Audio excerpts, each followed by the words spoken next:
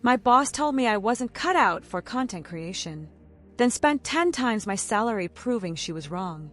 And the best part, I got paid more after getting fired than I ever did working there. If you've ever been underestimated, if someone ever disrespected your talent just because they thought you couldn't fight back, this story is for you. Hit that like button, subscribe, and get ready for one of the most beautifully executed, cold-blooded revenge stories you'll hear all week. Back in the early 2010s, I landed what I thought was a dream opportunity. A local university wanted to get into YouTube and needed someone to kickstart their branding through video content. This was before the rise of TikTok, before high-end editing tools were everywhere. Back then, a good video editor was rare, and I was one of them.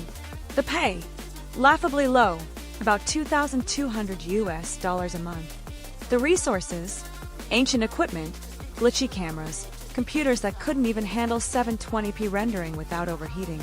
But I believed in the vision, and more than anything, I wanted to prove myself. That was my first mistake.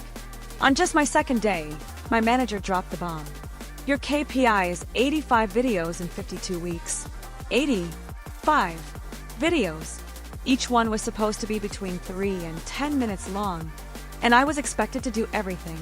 Scripting, casting, shooting, sound, music composition, editing, alone, and using my own gear because theirs was so outdated it may as well have run on Steam. I politely pushed back. I explained that this wasn't sustainable, not for one person, especially given the quality they wanted. She gave me a sweet, encouraging smile and said, "Don't worry. If the videos are good, the quantity isn't important." That was the last time I believed anything she said. At first, things were okay. She was cordial, professional, gave me space to work. But one day during lunch, she saw me smoking outside. Her entire demeanor shifted overnight. She started nitpicking everything. "You smell like cigarettes. You're late again. You didn't reply during your 15-minute break." Mind you, I was putting in over 60 hours a week, 6 days a week. I was exhausted, overworked, and still trying to hit my insane quota. One colleague, someone who actually liked me, quietly pulled me aside and said, "She's got a thing about smokers. She tries to get rid of them." Now I knew I was on borrowed time. 5 months in, I was called into the director's office. My manager was already there, smug and glowing like she'd just won the lottery. The director said she was disappointed in my performance. I had completed only 30 videos out of 85. I tried to explain the workload, the overtime, the quality of the videos, how my work was literally pulling in record views on their YouTube page. And then I reminded them, my manager had said quality over quantity. The director didn't even blink. "KPI is 85. You're not meeting it. We're cutting ties." Then came the dagger.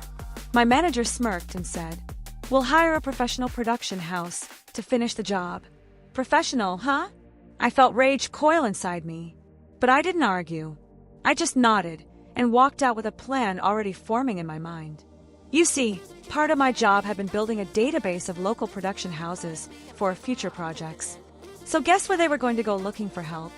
My database. And so, I poisoned the well.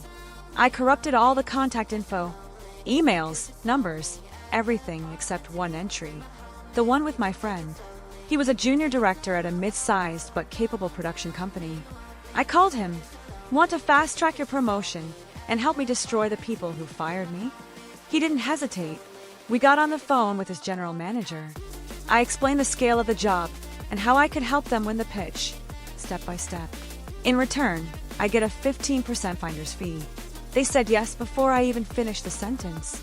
2 days later, my former manager invited my friend's company in for a pitch. They walked in knowing everything. The tone, the style, the themes, the university branding voice. All of it, because I had built that system, and I gave them the keys. My old manager and the director were blown away. "How do you know our content so well?" My friend smiled and said, "We do our research." They signed the contract on the spot. Now here's the kicker. Back then, using a production house was not cheap. Each video cost more than double, sometimes triple, my monthly salary. But unlike me, they had a team: producer, director, DOP, gaffer, sound engineers, editors. And that meant they could finish videos in 2 to 3 days. In just 4 months, they completed the remaining 50 videos.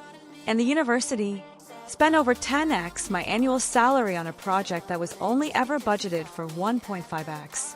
And guess what? My 15% finder's fee? That was 15 months worth of my salary straight into my bank account. I used it to take a vacation and then enrolled in film school overseas. I thought the revenge had played out. I was done. But karma wasn't finished.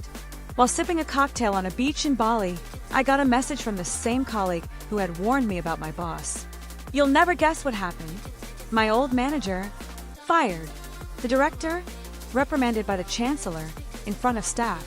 Turns out, they had no authority to sign off on a budget that big.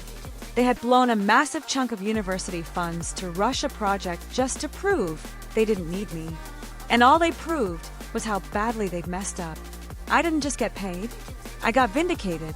Sometimes, the best revenge isn't about screaming the truth. It's letting the lies collapse under their own weight. While you sit back, watch, and collect the interest. If this story gave you chills, hit that like button and tell us in the comments, what's the most satisfying revenge you've ever seen in real life? And of course, don't forget to subscribe for more true stories of cold justice and poetic karma. Because as we've just seen, sometimes revenge isn't served cold. Sometimes it's served on an invoice.